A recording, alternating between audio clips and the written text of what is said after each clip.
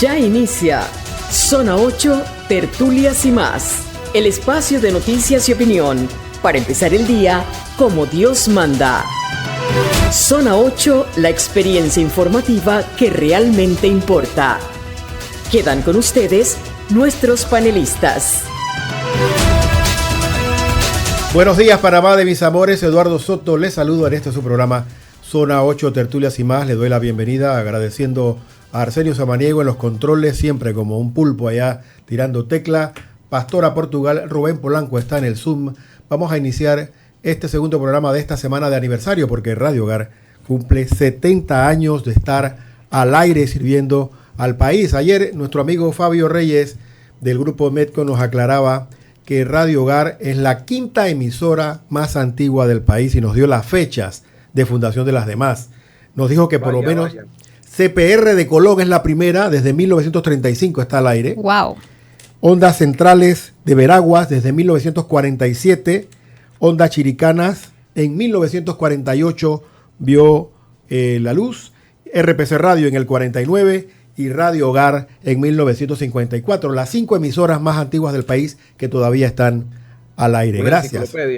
Sí, Fabio. Fabio tremendo. Fabio tremendo. Está siempre al día ya y va a estar con nosotros este jueves aquí en la Feria Radio Hogar de Artesanos, venta de comida y programas en vivo desde el área de los estacionamientos de la parroquia de Lourdes. Por todos estos acontecimientos, por este milagro de Radio Hogar, tantos años al aire, prácticamente con la ayuda de Dios, porque así es que funcionamos, damos gracias a Dios y por eso vamos a orar. Amén.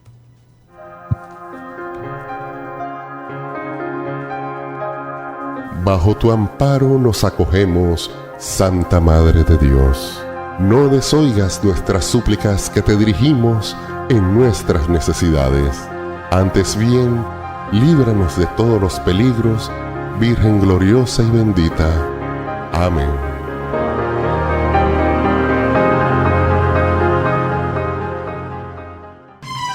Café y titulares. A altas horas de la noche de ayer, casi madrugada, la Comisión de Presupuesto decidió por mayoría, con la oposición de los diputados independientes, clausurar, dar por cerradas las vistas presupuestarias y darle el voto positivo al presupuesto del Estado, lo que causó una gresca en la Comisión de Presupuesto, amenazas de golpes entre diputados, gritos, insultos. Patio limoso Fue en la asamblea. Algo tremendo. Tenemos vistas y sonidos de lo que ahí ocurrió y algunas palabras altisonantes que se dijeron. Antes, Eduardo, de que continúe, es importante aclararle a la audiencia de Radio Hogar, que sabemos que es mucha, sí, por qué hay un video de redes sociales y no la transmisión del canal de YouTube de la Asamblea, porque en el momento del álgido del conflicto, de la discusión y amenazas y dime que te digo, y que se invitaron hasta, se iban a pelear y todo, sí, entre diputados, tumbaron la transmisión del canal de YouTube de la Asamblea en el momento en que se daba ese conflicto en la Comisión de Presupuestos. Vamos a escuchar el audio ambiente del video que circula en redes sociales. Bueno, son varios. Porque habían... La fortuna de nosotros es que habían periodistas presentes. Qué bueno. En ese momento. Vamos a escuchar. Respeta el reglamento interno. Respeten. Y respeten la plata de los panameños. Basta que se la estén robando. Y aquí nadie cae preso. Por eso. Y entonces respeten el reglamento interno. Respeta el reglamento interno. Qué vergüenza, que falta de argumentos. Una nueva asamblea. ¿Dónde está la nueva asamblea? 30.000 millones de dólares. 30.000 millones de dólares que pertenecen al pueblo panameño. Y viene a jugar con eso como le venga en gana. ¿De qué estamos hablando? Por favor. Ya somos 5. Antes era 1. ¿De qué estamos hablando? De que vamos a hacer 50 si siguen así. Vamos a hacer 50 en el 2029. Respeten el reglamento interno, respeten la plata de los panameños. Ya. No, se acabó. La postura es hasta hoy. Porque vamos a decir todo lo que está pasando aquí. Fueron duras las palabras. Pedimos disculpas a la audiencia de Radio Hogar por aquello que no debió salir al aire. Sí, al final explicarle a la gente, quien decía respeten la plata de los panameños era el diputado independiente Beceray Richard, sí. Y el otro que gritó ven, era el diputado independiente Jonathan Vega. Prácticamente, por lo que dijo, invitó a pelear a su colega diputado Julio de la Guardia, que se levantó molesto por las palabras de Beceray, que ya dejara de estarlo insultando o insultar a los diputados de los partidos políticos que habían votado. La votación fue la siguiente, y explicarle a la gente. La Comisión de Presupuesto propuso que se obviaran las sustentaciones de las vistas presupuestarias de las instituciones públicas para pasar a votar la aprobación en primer debate del proyecto de ley que establece el presupuesto general del Estado. Obviamente, por mayoría, los partidos políticos votaron a favor, 10 votos a favor y 5 en contra de los independientes. Ellos se molestaron por esa situación. Beceray, entre las cosas que dijo, argumentaba que estaban favoreciendo a la UNACHI, a la Caja de Seguro Social, al IFARU, y incluso los acusó de que habían negociado en un cuartito, que estaban volviendo a las situaciones que se daban en el pasado. Sí. También importante decirle a la audiencia, el apuro de los diputados de la Comisión de Presupuesto en aprobar el primer debate es que tienen para sesionar hasta el 31 en periodo ordinario en la Asamblea. Entonces, por constitución, eso lo consulté con un abogado antes de venir aquí, por constitución, la constitución establece que para aprobar una ley, en los 3 debates deben hacerse en días diferentes. Es decir, ayer se aprobó el primer debate, se entiende que hoy pasaría segundo debate en el Pleno Legislativo y posteriormente al día siguiente, es decir, miércoles o jueves, se pudiera estar aprobando el tercer debate del proyecto de presupuesto. Eso para cumplir con los plazos. Okay. Porque definitivamente no iban a cumplir con recibir a todas las instituciones para sustentar cada una de sus presupuestos. Esa es la situación que se dio. Eso se dio como entre 10 y 11 de la noche que se dio el conflicto. Al final, después de esa discusión que usted escucha, porque se estaban aprobando los artículos en bloque. Los artículos del proyecto de ley de presupuesto se estaban aprobando en bloque. Al momento de que se aprueba el primer bloque de artículos del proyecto de presupuesto, entonces es que se da la discusión. Posteriormente la aprobación continuó. ¿Y qué sucedió después? Después ahora vamos a escuchar un audio del abogado Buchanan. Sí. Pero posteriormente a eso siguieron aprobando y entonces al final el secretario de la comisión estaba leyendo y los diputados independientes por otro lado gritando, casi que no lo dejaban hablar, y él seguía hablando y gritaba prácticamente para que la voz de él quedara por encima de los gritos de los diputados independientes. O sea, una cuestión, imagínese que usted está en un salón de clase y los chiquillos están gritando unos y otros. Bueno, así estaba eso ayer en la comisión de presupuesto. Después que llegan de la hora del recreo. Una última hora que nos llega es que estudiantes administrativos y docentes de la UNACHI, la Universidad Autónoma de Chiriquí, están en las afueras del Ministerio de Economía y Finanzas en este momento protestando, exigiendo se pueda desbloquear los 7 millones que esta institución tiene todavía pendiente de este año. Gritan consignas y se encuentran allí desde las 4 de la mañana. Están ejerciendo una presión fuerte por esto del presupuesto que me ibas a presentar, Rubén, esta segunda parte cuando el diputado Buchanan decía lo que estaban criticando los independientes. Adelante. Recibido por la Comisión de Presupuesto el día 16 a las 2:34 de la tarde. Luego de esto y de que todos y cada uno de los diputados aquí presentes teníamos el proyecto en la mano, nosotros de manera unánime, diputados de gobierno, de partido político y diputados independientes, firmamos una resolución, y me permite, donde todos los diputados, y aquí se lo voy a mostrar, todos los diputados lo firmamos de manera responsable, porque considerábamos que no se le estaba incluyendo el 7% del Producto Interno Bruto a la educación. Considerábamos que se hacía necesario un aumento al Ministerio de Obras Públicas. Considerábamos que no se había tomado en cuenta al Ministerio de Salud. Todos de manera unánime lo firmamos. Aquí está. Y yo le voy a pedir a la secretaría de esta comisión que se lo haga llegar a los medios de comunicación, porque las cosas del país hay que decírselas como son. Y que no se entienda que lo que yo estoy haciendo hoy es defender al gobierno. Ellos tendrán sus propios actores. Pero aquí yo no voy a permitir que nadie venga a manchar mi nombre y mi honra por temas políticos. Yo no lo voy a permitir. Y a mí me van a respetar, porque yo me he logrado caracterizar dentro de esta comisión. Cuando me ha tocado votar en contra, lo he hecho. Y cuando me toca votar a favor, lo hago. Pero yo no voy a permitir, colega Becerray, que por más que usted y yo nos conozcamos y que seamos del mismo circuito que representemos, usted venga a manchar mi nombre en esta comisión. No se lo voy a permitir. Y el partido político, porque lo mencionó con la cizaña de decir el PRD, orgullosamente yo formo parte de este partido. Que han habido errores, que los que cometieron esos errores los paguen. Esta es una nueva generación, compañeros. Y sí es verdad que el pueblo está harto de las situaciones, pero también está harto del show.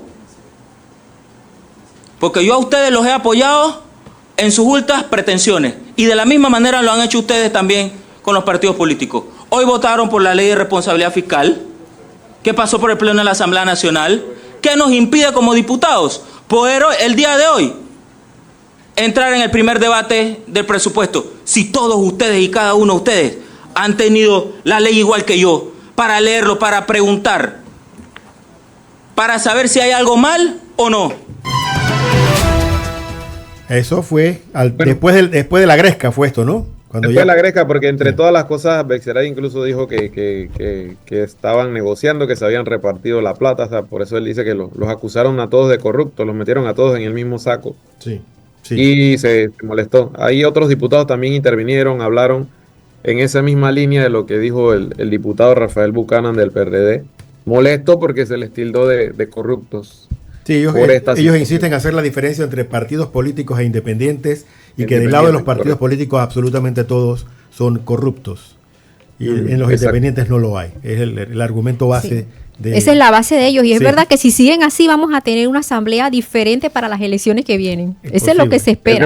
El tema yo lo veo mucho más allá. La verdad que estamos comenzando esta administración y pareciera ser como que esa va a ser la tónica y es lamentable porque lo que pasó anoche para nada lo aplaudo, por más que haya sido noticia.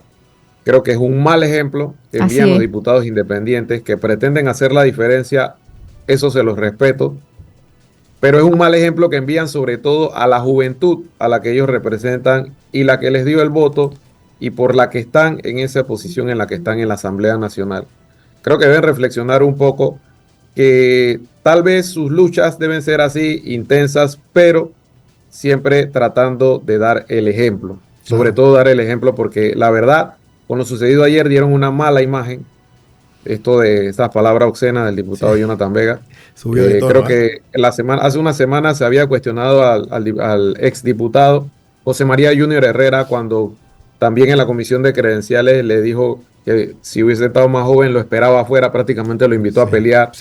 Y hoy o anoche él hace lo propio y con una palabra obscena invitando al diputado Julio de la Guardia. La verdad que lamentable lo sucedido. Yo no lo aplaudo de ninguna manera. Tal vez sí coincida, puede que coincida, no sé, no quiero entrar en ese debate, si apoyo o no las luchas que ellos tienen. Algunas sí estoy de acuerdo, otras no. Pero con lo sucedido ayer definitivamente no estoy de acuerdo. No es una buena imagen que mandan, sobre todo. Yo tengo 2 hijas adolescentes y la verdad que ojalá que mis hijas no vean ese espectáculo que existe en YouTube y en redes sociales.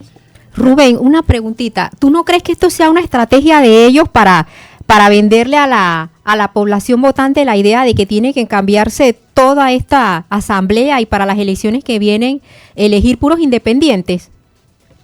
También puede ser también. Que a eso se refería Buchanan cuando dijo show, ¿no? Venderse como la alternativa independiente, ¿no? O sea, eliminar los partidos. Ellos lo mencionaron que si seguían así, en la próxima elección no iban a ser 20, sino 50. Ajá. La idea de estos programas, la idea de estos programas y nuestra misión como periodistas es poder dar la mayor cantidad de información posible para que nuestra audiencia tome decisiones informadas. Ajá, y esté clara. Claro que sí. Y no se deje llevar por cortes, porque también nosotros nos llegan fragmentos de la realidad a través de videos de redes. Sí, las redes sociales influyen mucho. Sí. En lo que sí coincido, bueno, el diputado Buchanan sí dijo algo cierto. Todos aprobaron, porque fue así, todos aprobaron por unanimidad las modificaciones en donde pedían el aumento al presupuesto para educación, para gobiernos locales, para el subsidio al tanque de gas, y que cuando esas modificaciones llegaron, todos tuvieron a la vez el mismo presupuesto para verlo, para analizarlo. Al final también, bueno, tal vez se están saltando lo de las vistas presupuestarias, sí, pero al momento en que se hace una propuesta en estas comisiones se somete a votación y la mayoría gana. En eso sí no hay discusión, lastimosamente es así. Ellos son minoría en esa comisión. Rubén, pero no tengo por qué defender ni a unos ni a otros. Lo que no me gustó como panameño es el espectáculo de patio limoso que hubo anoche muy en la Comisión de vergonzoso. Presupuesto de la Asamblea Nacional. Un espectáculo vergonzoso, la verdad. El diputado Bexaray tenía otro tema en horas más tempranas de ayer sobre los dineros que parecen estar llegando a bolsillos no estatales en los consulados marítimos. ¿Qué nos tienes de eso, Rubén? Bien, él mencionó que se han detectado consulados marítimos con anomalías. Prácticamente esos dineros van a parar a las cuentas privadas de los cónsules y eso solo beneficia a los particulares. Obviamente son fondos públicos. Vamos a escuchar las declaraciones que hizo el diputado Bexaray. Aquí tengo el decreto ejecutivo que le autoriza a los cónsules marítimos recibir hasta $50,000 adicionales de la recaudación consular, aparte de su salario, que además se lo pagamos de los recursos del Estado. Solo el año pasado los consulados marítimos recibieron $112 millones, del cual un alto porcentaje fue a dar a cuentas privadas, al pecunio de los cónsules, y esperemos que no se lo repartan también con los ministros y los padrinos políticos. Le hemos hecho el llamado al ministro Chapman para que el próximo martes puedan modificar esto mediante un decreto de gabinete. El decreto de gabinete es del 2017 y es específicamente el número 26 del 14 de agosto del 2017, que podrían modificarlo mediante un consejo de gabinete. Además, el tema de las notarías, ideas creativas para recaudar más fondos. Notarios que se están llevando hasta $100,000 mensuales directo a sus cuentas privadas. Las notarías le pertenecen al Estado. ¿Por qué mejor no le creamos un salario al notario y esos $100,000 que hoy se llevan a sus cuentas privadas van al Tesoro Nacional e impacta sobre obras nacionales? Aquí no podemos seguir teniendo ciudadanos de dos categorías, ciudadanos cada día más pobres y desempleados, y un pequeño y selecto grupo que se hace millonario mediante consulados marítimos y mediante notaría. Y esto solo es la punta del iceberg. Son ideas para que el gabinete lo evalúe. Seguimos fiscalizando. Tremendo. ¿Qué más tenemos? Porque se nos acaba el tiempo. Sí, se nos acaba el tiempo. Para el día de hoy, les informo que en algunos sectores de Panamá Norte, debido a que el metro mañana, creo que es mañana. Ajá, el día de mañana. Sí, mañana no tendrán agua en algunos sectores de Panamá Norte, debido a que el metro de Panamá reubicará tuberías de 6 y 10 pulgadas en el sector de Villasaíta. Sin embargo, ninguna autoridad ni del IDAN ni del metro han dado explicaciones sobre a qué se debe, ni se han manifestado de ninguna manera para explicar pues a la ciudadanía qué trabajos se van a realizar en sí. Así es, Pastora. Yo estuve tratando de establecer contactos con alguna de estas dos autoridades, el Metro de Panamá y el IDAN, preguntando exactamente el detalle y que me informaran un poquito más. Llegó una gacetilla del IDAN donde se indicaba que mañana 30, a partir de las 4 de la tarde, hasta el 31 a las 5 de la tarde, estos sectores de Panamá Norte no van a tener agua. Chivo, Brisas de las Cumbres, San Andrés, Las Glorietas, San Francisco, pero el de allá de Panamá Norte, Cunanega, así como en Lucha Franco, Centro, Norte y Sur, no van a tener agua. Pero el metro indica que le corresponde al IDAN dar las explicaciones y el IDAN dice que le corresponde al metro dar las explicaciones. Que ellos no tienen nada, ellos lo que van a hacer es cerrar la llave y luego abrirla, pero no saben en qué consiste el trabajo ni por qué se está haciendo. Lo que me parece una irresponsabilidad de ambos. Claro, la comunidad necesita respuesta. Hay una falla en comunicación en ese sentido, porque es un servicio público que afecta a toda la ciudadanía residente en esa zona de Villasaíta, que es bastante. Sí, a recoger agua, pues. Y no solamente es una falla de comunicación, es una irresponsabilidad también, porque tienen que tomar la responsabilidad de informar. Ya tenemos en el Zoom a nuestro invitado Ernesto Bazán, ¿verdad, Arsenio? Ya está con nosotros, Sí. él es economista, nos va a ayudar a entender en medio de toda el humo y el polvo que se ha levantado con esto de Todo el conflicto, el patio limoso. el patio limoso vamos a sacar esas bruscas y poder ver el fondo del problema y poder informarnos de qué es lo correcto aquí, de qué está pasando y qué va a pasar. Sí, porque esto está Exactamente. que arde. Vamos entonces a la pausa y regresamos de inmediato con nuestro invitado que ya lo tenemos preparado. Adelante, Arsenio. Martes con M de Mujer. Información pertinente para ti, mujer. Si eres de las que necesita tener todo guardado o anotado en un lugar para que no se te olvide nada, aquí te traemos un listado de las mejores apps para organizarte en el día a día. Primero, Notion. Esta es la aplicación estrella por excelencia de todos aquellos que necesitan un aliado para gestionar su vida tanto personal como profesional. Puedes redactar documentos, compartirlos, crear formularios, trabajar en equipo y lo mejor es que la puedes descargar de forma totalmente gratuita. Segundo, Trello. Otra de las grandes estrellas de la organización es Trello. En este caso, destaca más por su simplicidad. Trello basa su sistema de organización en tarjetas, de tal manera que puedes ordenarlas por proyectos o tareas según si están pendientes, en progreso o finalizadas. Tercera, Slack. Slack es una de las aplicaciones para equipos más utilizada a nivel empresarial por su facilidad de uso. Es algo así como un chat en vivo donde además puedes gestionar tus proyectos en un solo vistazo. Permite también la edición de documentos colaborativa y puedes integrarlo con herramientas de Google como Drive o redes sociales como X. Cuarto, Todoist. Está más orientada a tareas simples, de tal manera que puedes programarlas, seleccionar alertas, fechas de entrega y límites, etiquetar las tareas por temáticas e incluso ordenarlas en función de su prioridad.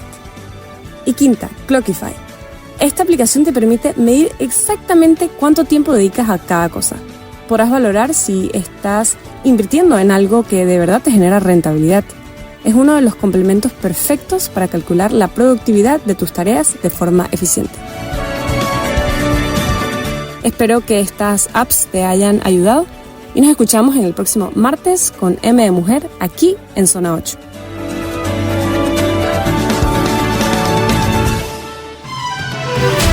El invitado tiene la palabra.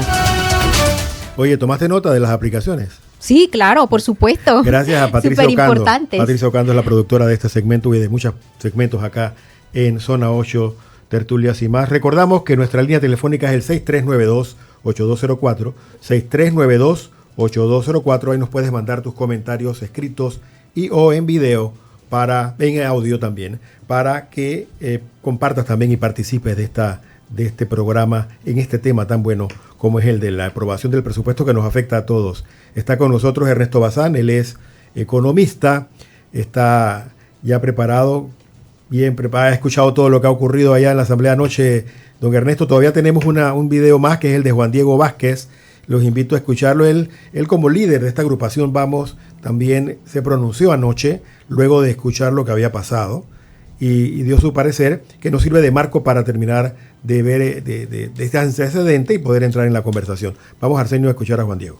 Lo que está pasando en este momento en la Asamblea debe preocupar a todos los panameños, porque primero la Asamblea de forma histórica, en vez de hacer su trabajo, decidió renunciar al examen del presupuesto general del Estado, suspendiendo las vistas presupuestarias para que los diputados y el país puedan escuchar cómo se va a gastar el dinero de los panameños el próximo año. 30.000 millones de dólares, que evidentemente los diputados permitieron no se explicara cómo se van a gastar. Dineros de varios ministerios, pero entre esos, por supuesto, la Asamblea Nacional. Porque la Asamblea no se quiso sentar en la silla a explicar los 88 millones en presupuesto que, por supuesto, no pueden explicar. Y no solamente han hecho eso, sino que encima no le permiten a los diputados de Vamos explicar su voto y hablar defendiendo a los panameños que queremos una nueva asamblea y un mejor país.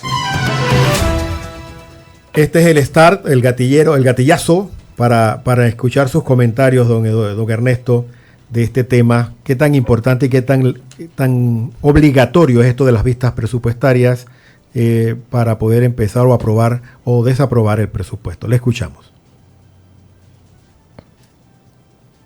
Sí, muy buenos días con toda la audiencia, gracias por la invitación. Bueno, digamos que la Constitución, con mucha sabiduría, prevé todo este tipo de situaciones, ¿no? O sea, como se comentaba previamente, aquí hay un gran apuro porque tenemos la legislación ordinaria hasta el 31 de octubre, ¿no? Eso lo comentaba Rubén. Entonces, para que se pueda realizar la aprobación de los 3 debates a tiempo, entonces, digamos, aquí parecería que se están saltando algunos procesos. Pero la Constitución,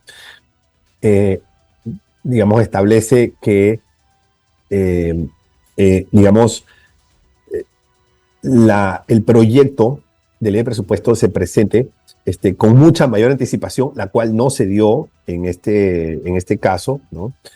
Y yo creo que si se hubiese presentado dentro de los 30 días o dentro de los 40 días, digamos, del inicio de esta administración, otra hubiese sido la historia, y por supuesto que hubiese habido la oportunidad para poder debatir y para poder hacer ajustes, ¿no? O sea, digamos que esos ajustes de idas y vueltas del presupuesto no necesariamente son inconvenientes cuando se hacen bien y cuando cada una de las reformas tiene un propósito, que es un propósito económico, que es gastar bien los recursos, ¿no?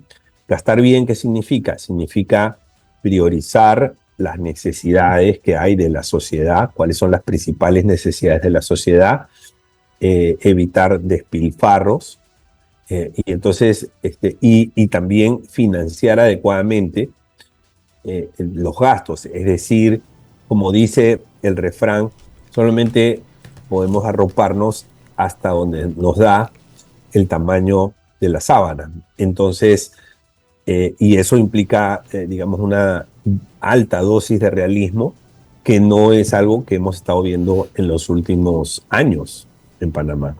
Entonces estamos viviendo de déficit, y eso es muy preocupante porque los déficits al final nos traen pobreza, ¿no? Nos hacen creer que estamos viviendo una situación de ilusión, en donde tenemos capacidad de gastar, pero no tenemos capacidad de gastar porque los ingresos no nos dan. Es decir, es como una persona que no le alcanza el salario para cubrir todos sus gastos y entonces usa su tarjeta de crédito. Y esa tarjeta de crédito le va a hacer vivir en una ilusión donde cree que puede gastar para algunas cosas, pero realmente su realidad es que no puede gastar. Y esa tarjeta de crédito lo va a empobrecer en el mediano o largo plazo. ¿Por qué? Porque cuando llegue una crisis para esa persona, cuando se le acabe su límite de tarjeta de crédito, esa persona ya no va a tener que reorganizarse, reestructurarse, y ya no va a poder gastar probablemente en las cosas básicas. Va a tener que hacer de sacrificios que lo lleven, digamos, a una situación de menor capacidad de consumo, de adquisición. Eso a nivel de sociedad significa que si el país se sigue endeudando, paga más intereses. Si el país tiene que pagar más intereses, entonces tiene que gastar menos en medicina. En medicinas para los asegurados, para los panameños que hacen uso de la salud pública, tiene que gastar menos en salud, en camas, en digamos, implementos médicos. Obviamente va a tener restricciones para pagarle, para contratar médicos, ¿no? Eso por poner un ejemplo, pero lo mismo aplica para los educadores, para los policías. Entonces, esa posibilidad de llevar servicios básicos a la sociedad se ve afectada porque se gasta el dinero mal. Y gastar el dinero mal es tomar deuda es pagar más intereses, y pagar más intereses es como si nosotros agarrásemos el dinero y lo incendiáramos. Es lo mismo, porque la sociedad no ve ningún beneficio de pagar más intereses. Entonces, por eso es importante gastar el dinero bien, ¿no? Y si para gastar el dinero bien tenemos que hacer cambios, algunas leyes, como por ejemplo esa famosa ley que le asigna a educación el 7% del PIB, ¿no? Si, digamos, eso no corresponde a la realidad, pues hay que cambiar la ley, ¿no? y tenemos que apurarnos para cambiar la ley, porque eso, si es contraproducente para la sociedad, hay que hacer las reformas, ¿no? Lo mismo, digamos, las asignaciones para los municipios. Si no tenemos como país tanto para pagar a los municipios o para transferirles, digamos, lo que establece la ley, pues se cambia la ley, o por lo menos se entra en una discusión, ¿no? Entonces, todo eso se puede hacer cuando, o se hubiese podido hacer, si el presupuesto hubiese estado dentro de los límites, si hubiese presentado el proyecto de presupuesto dentro de los límites que establece la Constitución, ¿no? Pero desafortunadamente se presentó tarde, se presentó con algunos errores, incluso ilegalidades, o digamos, no llega a ser ilegalidad porque no se llegó a aprobar eso, ¿no? Pero sí, con, digamos, propuestas que no cumplían digamos, el orden jurídico. Entonces, es muy difícil que en la carrera contra el tiempo se puedan, digamos, tener las discusiones que pueden llevar a ajustes, ¿no? Que son parte del ejercicio democrático, sobre todo cuando, como habíamos comentado en ocasiones anteriores, se está desperdiciando la gran oportunidad de llevar una discusión ordenada y seria durante sesiones extraordinarias. O sea, lo más prudente y responsable sería que en noviembre y diciembre se siga con las vistas presupuestarias, con los ajustes que correspondan, con, digamos, todo el debate, ¿no?, que el país merece tener y recibir, para que el tema de la Caja de Seguro Social se pueda discutir ya en el año 2025, ¿no? Sí.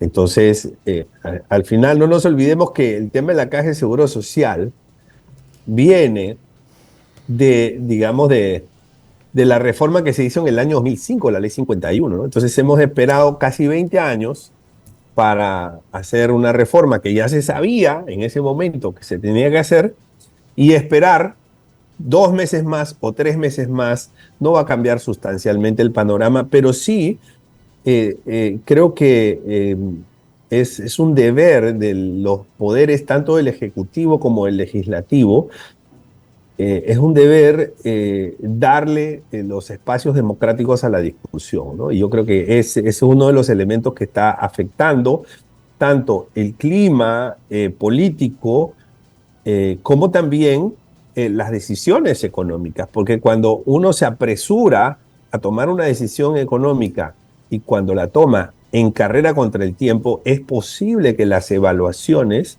no se hagan de una manera muy bien pensada. Así que, y eso pues obviamente tiene consecuencias digamos, en el orden económico-financiero, en las finanzas públicas, que es algo que sinceramente hemos manejado muy mal como país, no solamente, digamos, en este año con este presupuesto, sino 15 años hacia atrás. Son años en donde hemos vivido de déficit fiscal. Entonces, es algo en donde el inicio de esta administración nos daba la posibilidad de hacer un cambio de rumbo, ¿no?, y hacer ajustes, incluyendo los ajustes de cinturón clásicos que se necesitan, porque la verdad hay que decirla, se necesitan, y que no se están haciendo. Doctor, seguimos con el mal uso de los recursos. Sí. Tengo esta pregunta que creo que tiene 2 caras y quisiera que me ayudara a mirar el problema. Está esta teoría, creo que se le llama keynesiana, de que el Estado le corresponde inyectar efectivo, inyectar recursos a la economía para por lo menos engrasar los engranajes, ¿no? Y que eso beneficia y la empresa privada se beneficia, todos nos vamos beneficiando. La cosa es por qué renglón o por qué ventana se mete ese dinero, si a través de inversiones como tales o a través de salarios altos para gente que luego invierte en casas y carros y viajes y tal, ¿no? ¿Qué tan cierto es esto? ¿Qué tan real y efectivo es esto en un país que no tiene de dónde sacar el dinero para invertirlo o para inyectarlo en la economía? Y que lo que se esperaba era que se achicara de tamaño. Eso era lo que se esperaba, que se achicara del tamaño y que el dinero entrara es más bien por obras que están pendientes de hacerse. Le escuchamos. Sí, bueno, efectivamente es una receta keynesiana y yo soy, digamos, tengo mis reparos, soy muy escéptico con las recetas, porque las recetas dependen de las circunstancias, o sea, lugar, no es lo mismo una receta para Panamá que una receta para Suiza o para Estados Unidos, ¿no? O para Haití. Depende del tiempo. No es lo mismo la receta para Panamá en el año 2024 que la receta para Panamá en el año 2007, en que estábamos en boom. ¿Okay? Sí. Entonces, hay, digamos, hay circunstancias que condicionan las recetas. Entonces, yo soy un poco escéptico con las recetas. Y yo diría lo siguiente, ¿no? Yo creo que hay una gran necesidad de la población, para ponerlo en términos muy coloquiales, de ver con esperanza la llegada del Chenchen. Y yo creo que en eso estamos de acuerdo y eso creo que todos los radioescuchas lo entienden, ¿no? O sea, todos estamos esperando el Chenchen. Que haya Chenchen, ¿no? Porque no olvidemos que parte de la promesa del presidente Mulino durante su campaña fue: yo traigo el Chenchen, ¿o no fue así? Sí. ¿No? O sea, no puedo decir, no puedo asegurar que ganó por eso, pero yo creo que sí había una expectativa de la población, de la sociedad: mira, que con Mulino vamos a tener el Chenchen, ¿no? Entonces, ¿cómo hacemos nosotros para que llegue el Chenchen? Bien, lo primero que hay que explicar es cómo funciona la economía, ¿no? El orden económico funciona a partir de algo que se llama confianza, ¿no? Porque los keynesianos te dirán: el Estado tiene que intervenir más, tiene que participar más. Los liberales, por otro lado, te dirán: no, el Estado tiene que participar menos, el que tiene que participar más es el sector privado. Bueno, cada uno tiene su propia receta, ¿no? Cada chef tiene su propia receta y cada uno con su librito. Bueno, ¿qué es lo que pienso yo? Lo que yo pienso es que lo que mueve a la economía es algo que se llama confianza, ¿no? Imagínense, voy a poner un ejemplo para que la audiencia pueda entenderlo. Imagínense un restaurante, ¿no? Entonces, el dueño del restaurante pone un restaurante porque cree que va a tener clientes. Contrata a un chef porque confía, de ahí viene la confianza, en que va a ser un buen cocinero, ¿no? ¿Ok? Y confía en que le van a llegar clientes. Los clientes confían en que en ese restaurante van a comer rico y por eso van a comprar los menús o los almuerzos, las comidas de ese restaurante, ¿no? Ese dueño del restaurante alquila un local y el dueño acepta el contrato de alquiler porque confía en que le va a pagar. Y cuando esa confianza empieza a darse por múltiples aristas, ¿qué hace el dueño del restaurante?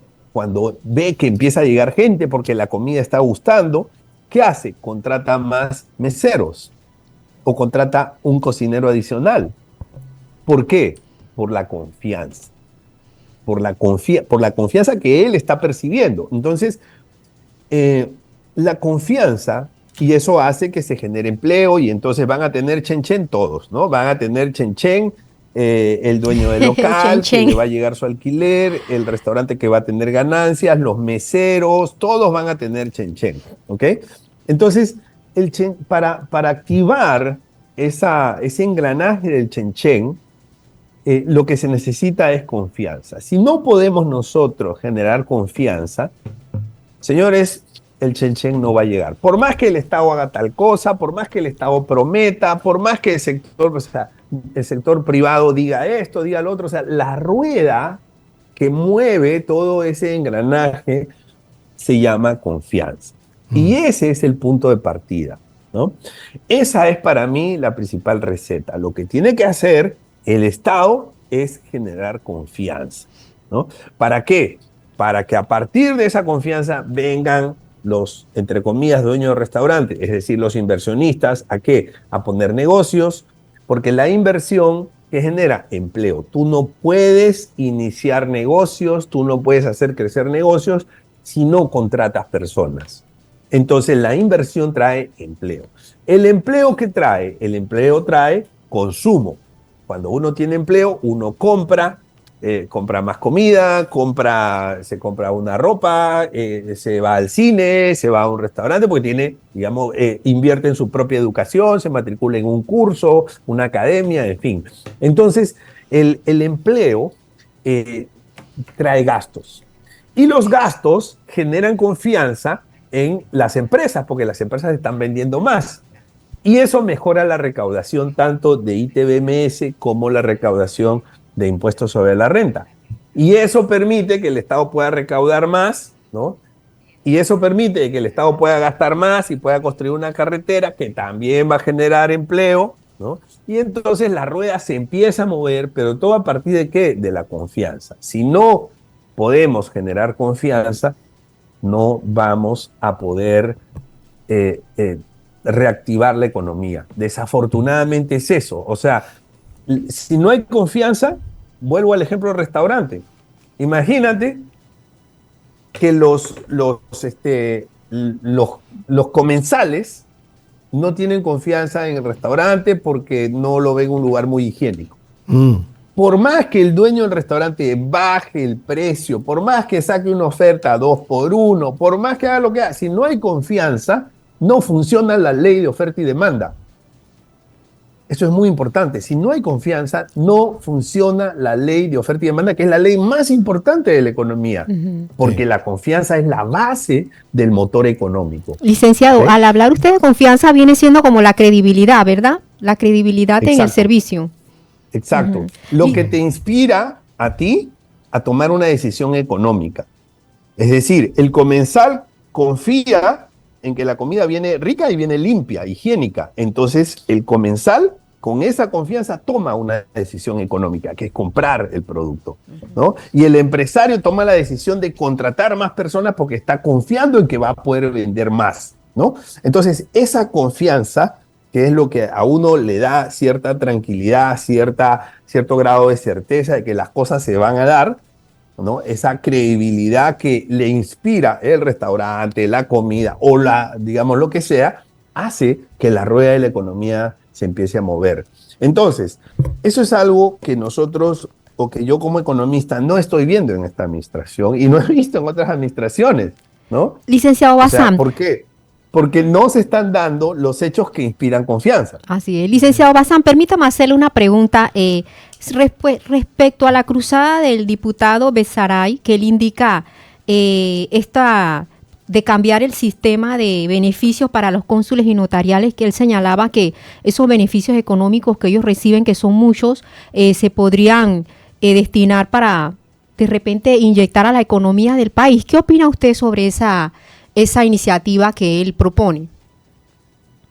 Sí, en la misma línea de lo que estaba mencionando de la confianza. ¿Qué tan favorable es para la confianza, digamos, esos bonos que reciben los cónsules marítimos, ¿no? Entonces, ¿qué tan favorable es eso para la confianza? O sea, la gente, ¿qué es lo que piensa la gente? La gente dice, no, o sea, aquí hay poca gente que se está llevando el dinero muy fácil, ¿no? Entonces, en la mente del panameño, eso genera desconfianza. Yo creo que en el tema de fondo, no se estaría haciendo una asignación eficiente de los recursos. Y en el tema de forma, me parece que está bien pedirle al Ejecutivo, pero también el Legislativo tiene iniciativa. Se llama Asamblea Legislativa porque justamente lo que busca es normar. O sea, los diputados que están criticando ese decreto, pueden ellos proponer una norma que derogue ese decreto. O sea, no es que solo depende del Ejecutivo, ¿no? Sino que también los mismos diputados, porque una ley siempre va a tener mayor jerarquía que un decreto de gabinete. Así es. Siempre. Entonces, los mismos diputados tienen en su poder por lo menos la posibilidad de intentar cambiar o derogar esa normativa que, digamos, con la que no están de acuerdo, ¿no? Escuché al el del doctor Miguel Antonio Bernal decir que la falta de docencia o la falta de cultura constitucional nos impide entender que hay cosas que podemos hacer incluso como ciudadanos, hay cosas que podemos empujar desde la sociedad civil para que ocurran situaciones. Ya lo vimos el año pasado con esta presión que se dio en cuanto al tema de Mina, que no lo voy a meter aquí para no alargarme más. Lo que quiero decirle es hasta en qué medida podríamos nosotros los desconfiados, usando otra vez la analogía suya, nosotros los desconfiados ejecutar acciones que presionen o que muevan a las autoridades o al sistema político partidista, que es el que está controlándolo todo, a desentarse un poco más, a arrinconarse un poco más, dejar de presionar al sistema para beneficiarse personalmente, que es como lo entiende la gente. De qué tanto podemos nosotros realmente mover el mercado en un país tan pequeño, donde el consumidor no ha tenido real poder, como sí se tiene en otras latitudes, donde una valla que se ponga contra un banco puede mover la realidad. Aquí en Panamá todavía los consumidores no hemos tenido ese poder de hacerlo. ¿En qué medida que usted cree que la cultura panameña pueda caminar hacia ahí? Bueno, yo creo que aquí hay un rol importante de los líderes de opinión. Lo que uno menos quisiera es una movilización social. Claro. Porque cuando llegas a una movilización social, como lo hemos tenido en el año 2023 y lo hemos tenido en el año 2022 también, tuvimos una movilización social, es porque ya, digamos, se llegó a una situación de extrema intolerancia y la sociedad ya no soporta más y ya no quiere, digamos, no acepta que la situación siga, ¿no? Entonces, no deberíamos llegar a eso. Entonces, eso, sin embargo, yo creo que es muy importante el rol de los líderes de opinión, tanto de los políticos, de los especialistas, constitucionalistas, analistas, políticos, en fin, los líderes de opinión, para que a través de ellos y a través de la propia conciencia de los gobernantes puedan enmendar algunas, digamos, algunas cosas, ¿no? Sí. Dentro de esos líderes también están los mismos diputados y los mismos miembros del Poder Ejecutivo, ¿no? Entonces, a mí me parece que, digamos, la Constitución ya nos puso un orden, ¿no?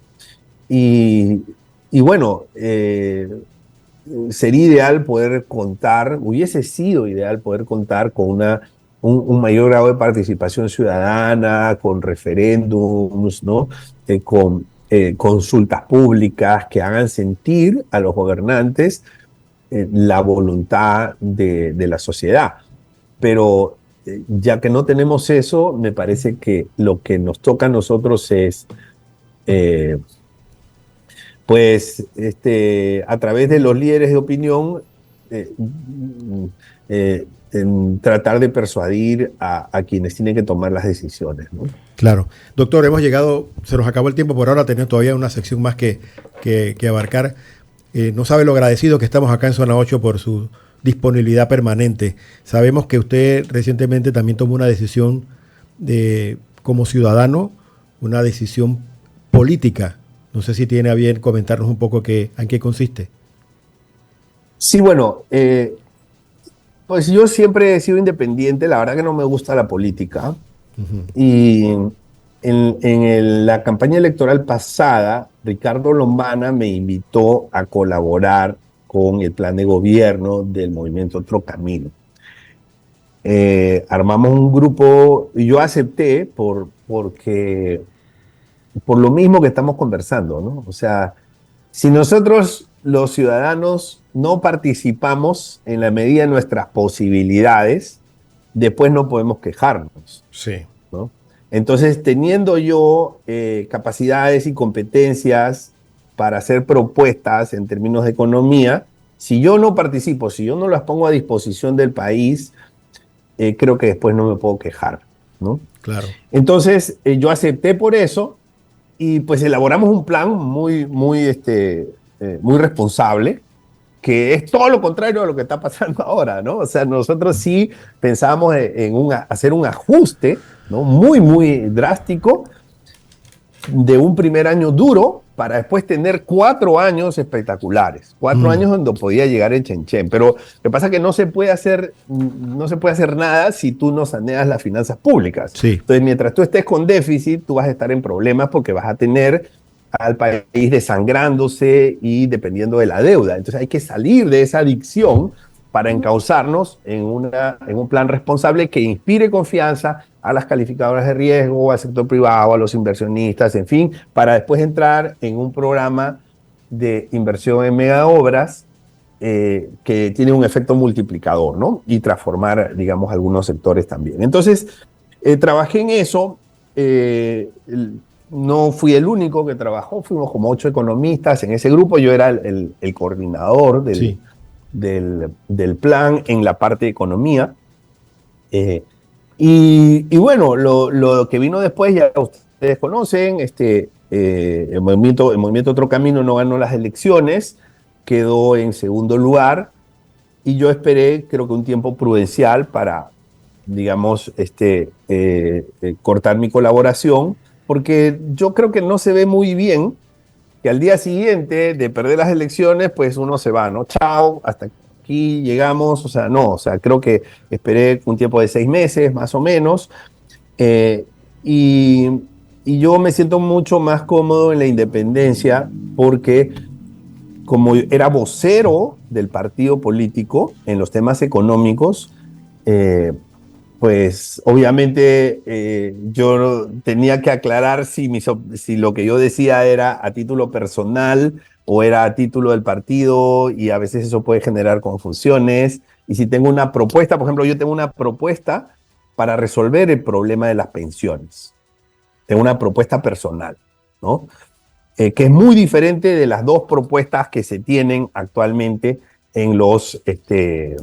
digamos, en las mesas de diálogo, sí, que tienes una... las 2 están muy polarizadas. Yo tengo una que resuelve con mucho menos dolor para el bolsillo del panameño, y que lo resuelve para toda la vida. Entonces, pero esa propuesta yo no la puedo lanzar así nomás, porque no quisiera que se piense que es la propuesta del partido político, ¿no? Sí. Porque es mi propuesta personal, ¿no? Que me ha costado, digamos, la verdad que me ha costado años trabajarla.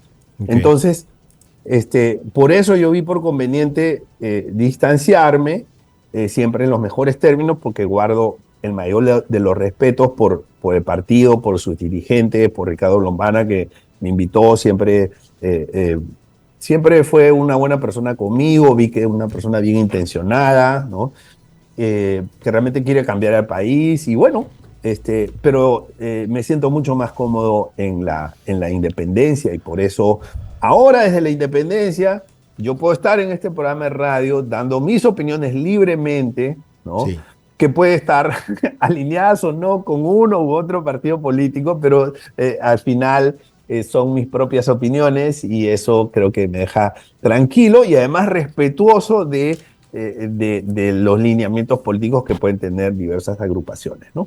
Claro, y respetamos Correcto. Eso, y sí, agradecemos que en su independencia también acepte siempre conversar con la audiencia de este programa Zona 8, Tertulias y Más. Muy agradecido, doctor. Creo que estamos informados, como dirían en la asamblea, ilustrados. La sala se ha ilustrado con sus planteamientos y tenemos herramientas para trabajar. Vamos a la pausa y continuamos ya con el cierre del programa, Arsenio. Gracias, doctor. Gracias. Muchas gracias. Ya volvemos a Zona 8, Tertulias y Más. La voz de tu iglesia, Radio Hogar, te recuerda que si te perdiste alguno de sus programas, puedes acceder a nuestro podcast www.radiohogar.org. Somos la voz de tu iglesia en Internet. Siga con nosotros en Más de Zona 8, Tertulias y Más. La jugada maestra.